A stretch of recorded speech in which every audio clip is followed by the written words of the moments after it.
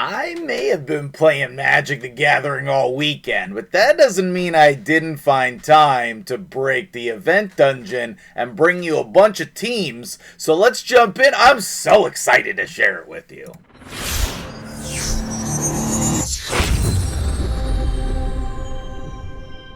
What's up, guys? MtgJedi here. How you doing today? I am really thrilled that I'm finally able to start bringing you some teams for the event dungeon. The longer the event dungeon is open, the more teams we will find. But I think I have some ideas and some good teams to share with you today. And so I'm finally ready to start making this video for you. I do have a bunch of teams, so if you don't like the teams that you're seeing, keep watching. I'm going to save the most accessible one for the end, but keep in mind that this dungeon is endgame content. I don't know why they've designed it that way, but even stage 20, 25, 29 are endgame content. And stage 30 is one of the hardest things that they've ever put in the game. So if you're having a tough time doing the event dungeon, you're not alone, okay? You're not alone. I just want to let you know that. And everybody's having a hard time with this. I think that it might be time to include in our area bonuses the event dungeon. And I would love to see that up here in grade 1. Or grade 2 alongside the other dungeons. But I think it's time for us to have these in here, especially Plarium, if you're going to keep doing these kinds of difficult things. In fairness, we asked for this. We said, oh, Plarium, the last event dungeons have been too easy. And well, they listened. So I don't know why they listened so well this time, but they did. So let me just be really clear. I am not trying to show you the easiest gear to use on these levels. I'm not, okay? I'm going to show you what worked for me, and I'm going to show you all of the teams and all of the gear on those teams, but the stats are, again, endgame.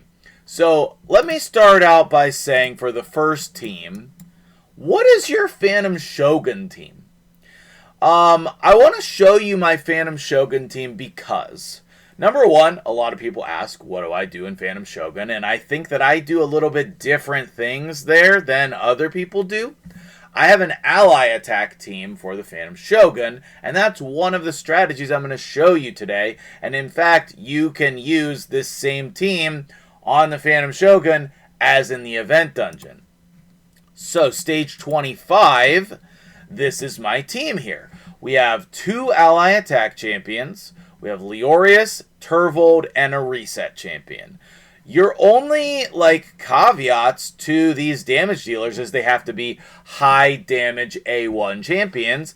And it's really nice when we do Leorius because he has decreased defense on his A1. But that could be Ninja, I think. I just don't have a good soul for my Ninja at this time. So, also, Leo. Being that he is my favorite champion in the game, I do try to use him whenever possible. So this is a very quick team. You can do this as well. Your only thing is, how fast are your champions? Your 2 ally attack champions, at least one of them, or probably both of them, I don't know. They need to be faster than the boss. And then your reset champion needs to have the highest crit damage, so it will get targeted by the boss. And if he doesn't have as much crit damage, then it's going to target one of your other champions, and you're not going to be able to, beat it because they'll have this, enfeebled debuff on there. But this is a really good strategy, and a lot of people just don't know that they can build this team. It is not that hard to build, and I have overkill on my stats here. It's very easy to build like a 7 to 30 second team, as long as you can make somebody the highest crit damage in your team. Now, keep in mind that there are tons of other Phantom Shogun teams. This is not a Phantom Shogun video, but this team does also work in the event dungeon on stage 20. And if you are struggling, on this event dungeon, maybe you should just take it easy and build a team that can beat stage 20. If you don't have Arbiter yet, you're not even going to make it to stage 20. If you don't have Lydia yet, you might not make it to stage 20. That's the difficulty level of the dungeon, at least from my perspective. So, we have the same team for the Phantom Shogun, and what we're going to do is do the same exact thing here. We're going to ally attack our way to victory. Padrag is a great one to put in here as well because he has that dungeon aura, and there we go. We have, actually, that was my fastest clear time, 12 seconds. That's awesome. So this type of speed team you can build as well. Let me go ahead and show you the stats for this team. I'm not going to say, again, these are accessible. Okay, we have lots of 300 speed champions. That's where we're at for this dungeon. But Leorius, he doesn't have to be fast, and he's getting a crit rate buff, so he doesn't have to have 100% crit rate. Kaimar, he can be slower as well. Mikage, obviously, you're going to build your Mikage as fast as you can. For me, that's 401. Turvold doesn't have to be fast. Again, getting a crit rate buff from Cardial, so he doesn't have to be crit capped either. And we're just stacking damage on these champions. Now, I know that not everybody can build that team, and that is totally fine, but I wanted to put that at the beginning of the video. Now let's move on to the next team. Okay, so you can do a lot of things if you're targeting stages 20 to 24. 25 starts getting a lot harder, and then obviously above that, the difficulty ramps up even more. So if you run a Trunda team in Hydra, you can bring that style of thought process over here. Now, I'm through Fodbor in here. He's not really going to do anything. That means you can put literally any champion here, especially some of the champions that I'm going to suggest at the end of the video. Now, if Trunda doesn't weak hit, we can get a really fast clear here. So let's just see how consistent that will be. It's a clear no matter what. There is going to be some RNG that's not going to work out for us. But a nice part about using Trunda is that typically your, who is this? What is her name? Anyway, it's Achak. Never mind. The Achak usually doesn't die, which helps the boss not flip. And you want to build different teams depending on whether you're killing all of the minions or whether you're not. And if Trunda doesn't weak hit with her abilities, we can really chunk through here. But obviously she is blue going up against a red boss. But you can see here on the front side, it's not really that big of a deal for the damage, at least on stage 20. Later on is a different story. We do have a small fail rate here, so let's see. Okay, this should be fine. Looking good. Now we're going to... We revived Fodbor. Okay, that's fine. Alright, go ahead, Trunda. Perfect. There we go. And it can be as fast as like 22 seconds, I think, if Trunda doesn't weak hit.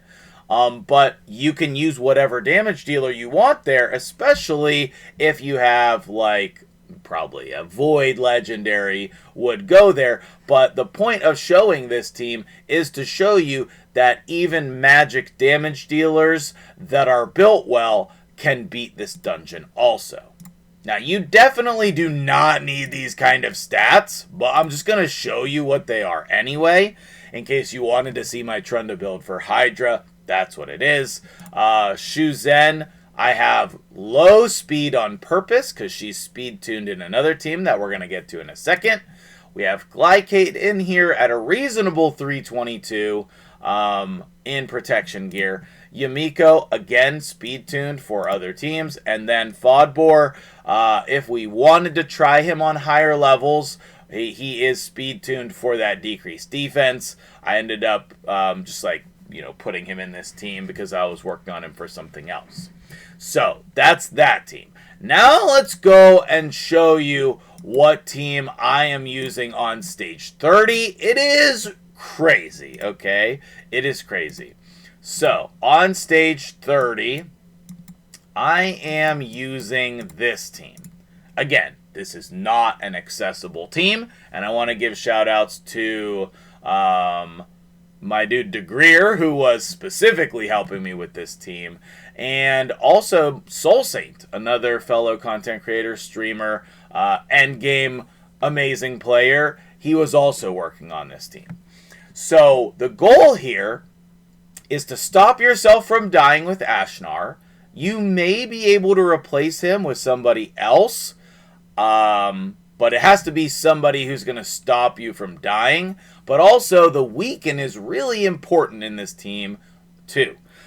Shu Zhen, you have to have her to give Sun Wukong the extra turn. You need a damage booster. I have Gerptuk, but Feral obviously is amazing as well. And then you don't have to have Marius. You can have any damage dealer here. DeGreer had Baron, which I like, but my Marius was speed-tuned correctly. So weird to say speed tune when we're referring to 300 plus champions, because this team is wild and crazy, okay? Sun Wukong, super slow, tons of damage stacked. Again, the Shu Zhen is speed tuned. Ashnar is going to go first. Gerptuk is going to go second. Then Marius, and then the Shu Zhen, all over 300 speed, so that we can go before the boss. Alright, so here we go. This I literally just finished getting working this morning, and so I knew that I had to put this video out today. Cannot wait any longer. And there we go. 9 seconds, actually a new fast time. Sweet, sweet. And as far as I've seen, every run has gone exactly like that, and it does seem consistent. I will show you the entire build on each of these champions, not just the stats, because I think a lot of people are going to try to build this team. So let's come in here and look at those builds. The Ashnar is in 9-piece Feral. The Shu Zhen is in 9-piece Protection.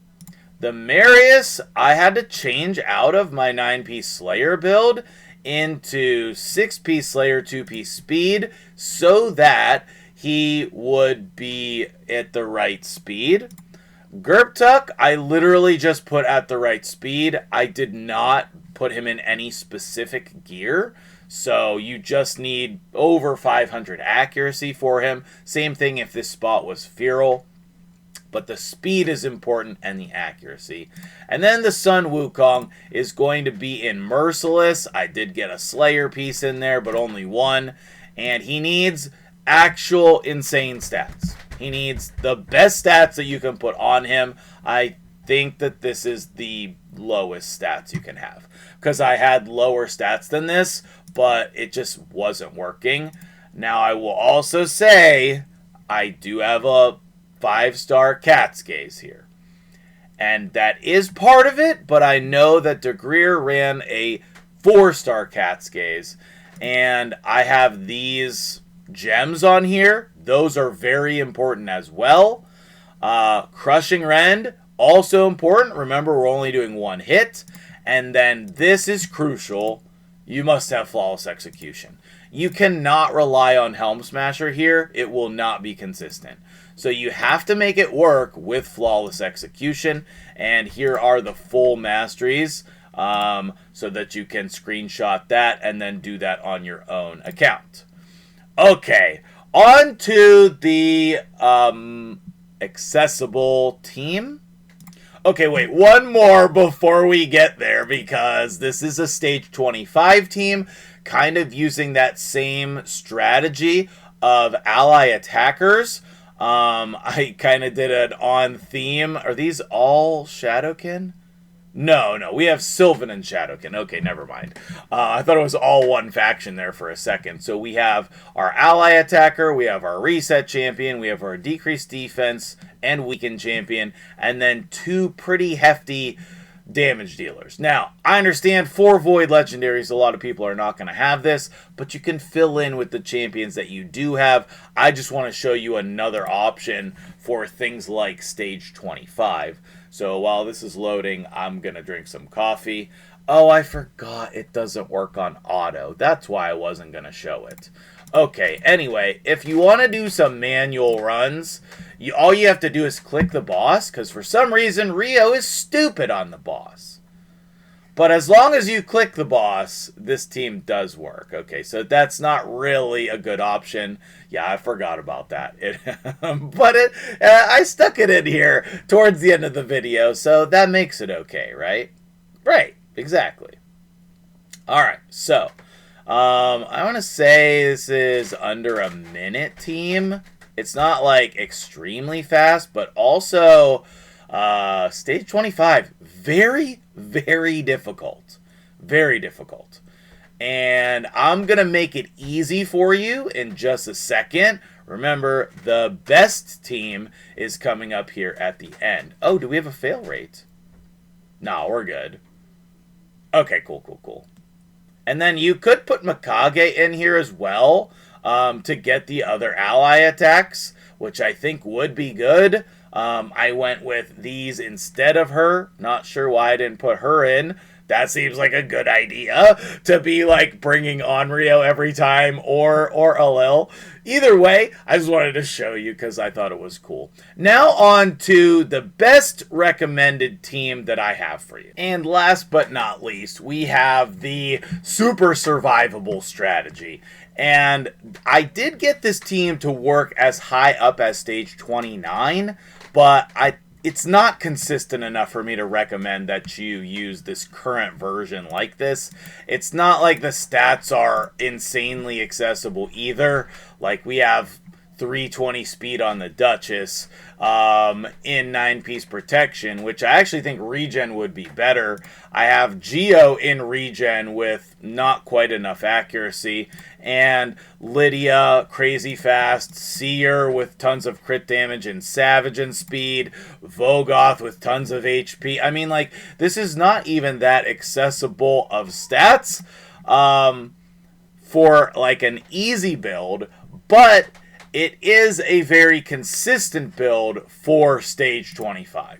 Once you get to stage 26, and then you have all of these other champions in here, it just becomes really, really challenging. So I'm betting that this will work on stage 27, but I don't know why. I guess there's no real reason to not run 27 instead of 25.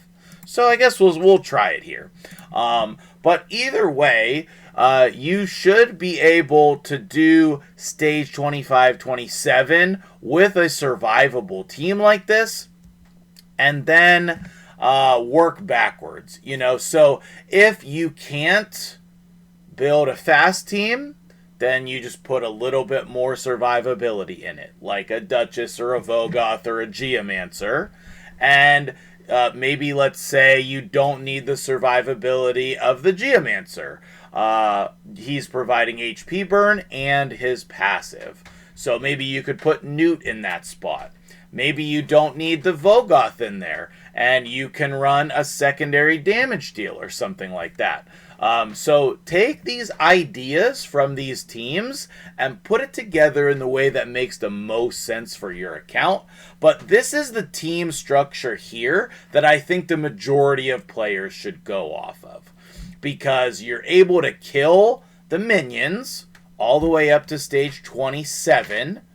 Once you get to 28, then you get all of the complications with the block revives. You get the blessing on the boss gets higher and higher. So I would say that let's aim for 25 to 27 for the majority of late game players, and then see what we can do. But the Geomancer, as you can see here, does really good damage. Actually, Lydia doing pretty good damage here as well. And the structure is customizable to your account depending on what level you want to run. So, let me know in the comments what you think about all of these teams.